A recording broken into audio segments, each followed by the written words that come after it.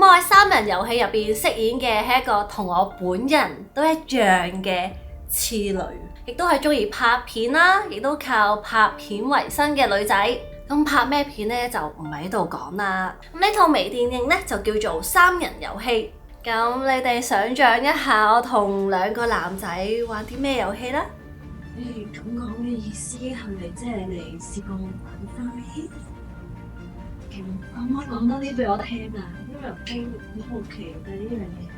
我喺三人遊戲入邊飾演嘅係 Sally， 一個喺交友 App 入邊揾目標嘅女仔。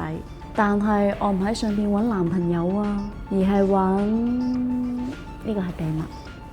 Hello， 阿康喺呢套戲入邊，我叫 Alex，對一個比較諗到咩就做咩嘅，都係一個比較直接嘅人嚟嘅。想點我就會講出口噶啦，所以好多時都會嚇親人，因為我想做嘅嘢唔係個個人都可以做到。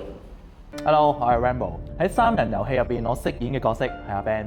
佢同 Alex 嘅性格其實都幾唔同，係一個比較深思熟慮嘅角色。始終都係男人，美色在前，都係會冇乜理性。一條女住 service 下仲要咁大間咁乾淨，